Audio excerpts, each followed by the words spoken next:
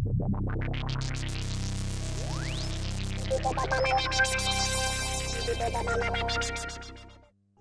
जंगल में क्यों भटक रहे हो राजा? राजमहल लौट जाओ और आराम की जिंदगी बिताओ, सुन लिया ना? मैं तब तक नहीं जाऊंगा जब तक मेरा काम पूरा नहीं हो जाता, और तुम मेरे साथ चलोगे, समझे? अच्छा ठीक है, चलता हूँ मैं, लेकिन मेरी शर्त याद है ना? तुम्हें मेरी एक कहानी सुननी पड़ेगी इस यात्रा के दौरान। और हाँ, तुम बीच में कुछ नहीं बोलोगे, वरना मैं अपने पेड़ पर वापस लौट जाऊंगा।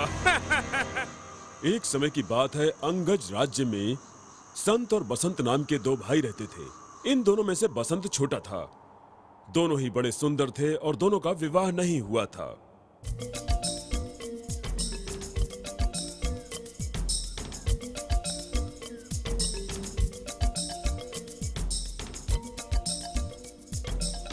बसंत, हाँ। हम दोनों इस बाग में बचपन से ही आ रहे हैं, लेकिन आज तो ये बाग कुछ ज्यादा ही सुंदर लग रहा है ना? हाँ, मुझे भी लगता है। ओह, अब समझ में आया कि ये इतना सुंदर क्यों लग रहा है। उसे देख रहे हो?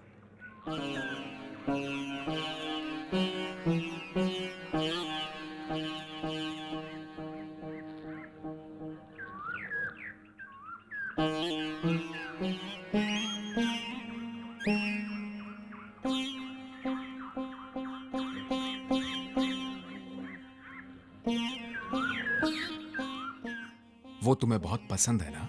है ना? हाँ।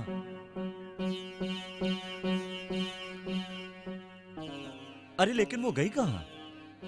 वो जा रही है, वो देखो, वहां पर। चलो देखते हैं कि वो कहाँ रहती है। चलो ना।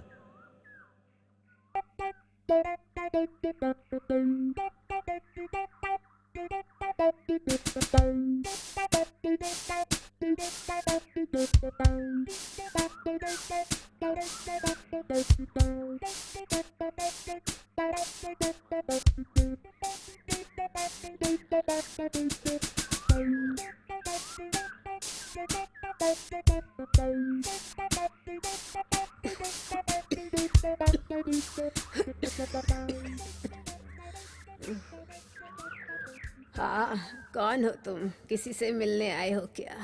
नहीं नहीं, क्या आप यहाँ अकेली रहती हैं या फिर वो हाँ हाँ, मैं समझ गई तुम किसकी बात कर रहे हो। तुम उसकी चिंता मत करो, वो फिर कल तुम्हें बाग में मिलेगी।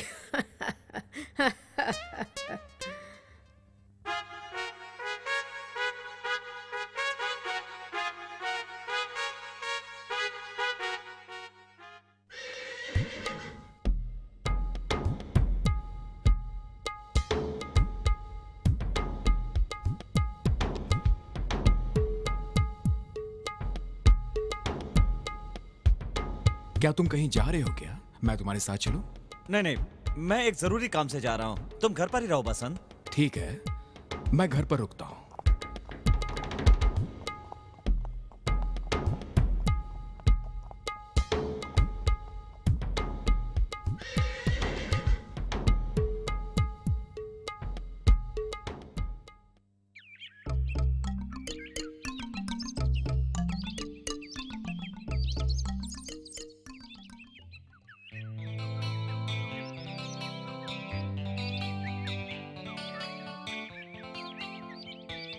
जरा सुनिए।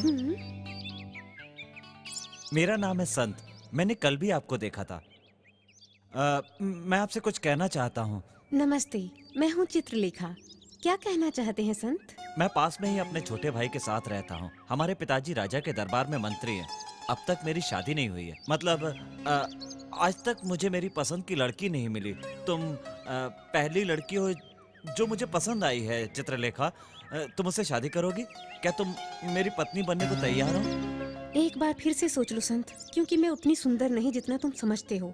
ये तो मेरा नकली रूप है जो अपने असली रूप को छिपाने के लिए मैंने बनाया है।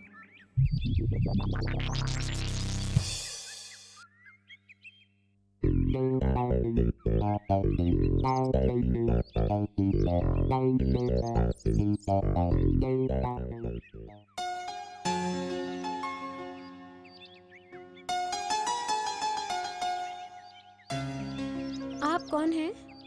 नमस्कार, मेरा नाम बसंत है। मैंने कल भी तुम्हें इसी बाग में देखा था। तुम मुझे बहुत पसंद आई थी।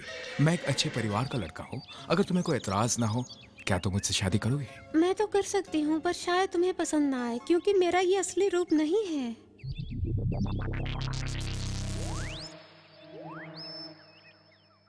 अब क्या हुआ आपको? अब तो तुम मुझे पहले से भी कहीं अधिक खूबसूरत लगने लगी हो चित्रलेखा। क्या? तुमने मुझे सच बताया ताकि मैं सही फैसला ले सकूं। इसका मतलब कि तुम दिल की बहुत अच्छी हो चित्रलेखा। मुझे तुम्हारे अंदर की खूबसूरती पसंद आई है। बाहरी रूप तो कुछ ही दिनों का खेल है चित्रलेखा, लेकिन अंदर की खूबसूरती बनी रहती है। मैं तुमसे ही शादी करना चाहता हूँ चित्रलेखा, अगर तुम्हें कोई एतराज ना हो तो। मुझे बहुत खुशी हुई है। मैं अपने भाई को जाकर बताता हूँ, हम जल्दी शादी कर लेंगे। मैं तुमसे कल मिलता हूँ चित्रलेखा।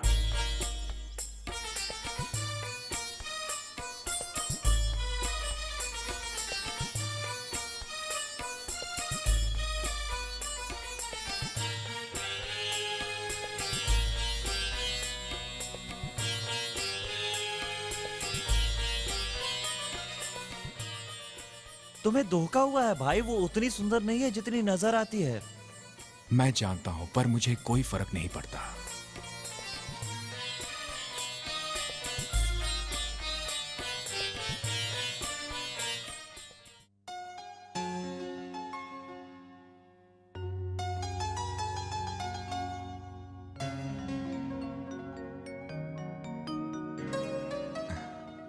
चित्रलेखा, तुम अभी भी इस तरह बन संवर कर क्यों रहती हो? तुम स्वयं इतनी खूबसूरत हो।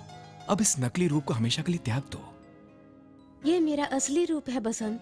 वो रूप जो तुमने उस दिन देखा था, वो मेरा नकली रूप था। मैं उससे शादी नहीं करना चाहती थी जिसे सिर्फ मेरा बाहरी रूप पसंद हो।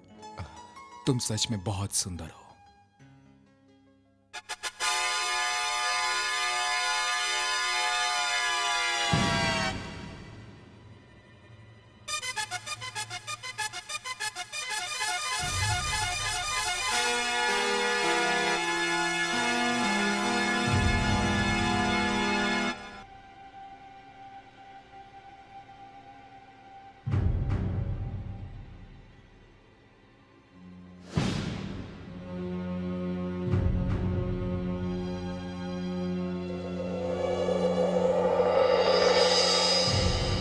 मेरे कमरे में क्या करने आए हो? तुमने झूठ क्यों बोला था चित्रलेखा? मैं तुम्हें ज्यादा चाहता हूँ और मैंने बसंत से पहले शादी की बात की थी। तुम मेरी हो, सिर्फ मेरी हो। चुप रहो। मेरे कमरे से तुम इसी वक्त बाहर चले जाओ।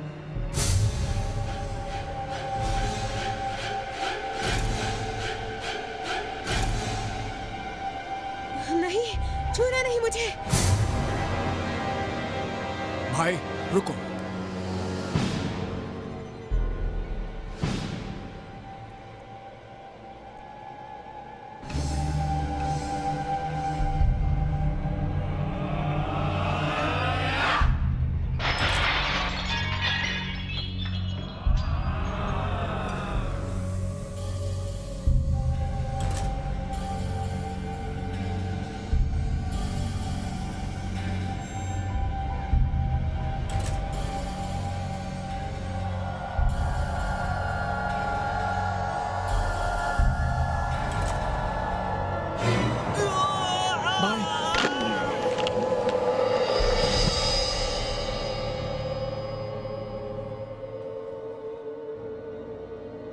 पूरे राज्य में यह खबर फैल गई कि बसंत ने अपने भाई की हत्या कर दी है।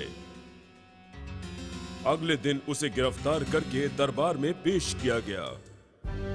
सभी को इंतजार था राजा के फैसले का। अब तुम बताओ विक्रम, दरबार में वसंत के साथ क्या हुआ? क्या उसे उस अपराध का दोषी माना गया? नहीं, बसंत ने कोई अपराध किया ही नहीं था। संत की मौत तो एक दुर्घटना थी और बसंत ने तो ये सब अपनी और अपने पत्नी की जान बचाने के लिए की थी। संत का वही अंजाम होना था। राजा ने तो बसंत की तारीफ की होगी और उसे छोड़ दिया होगा।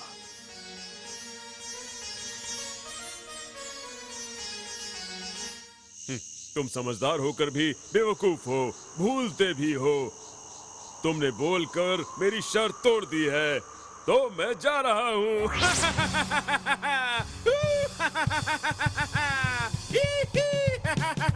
तुम नहीं जा सकते बेताल। मैं तुम्हें जाने नहीं दूंगा बेताल।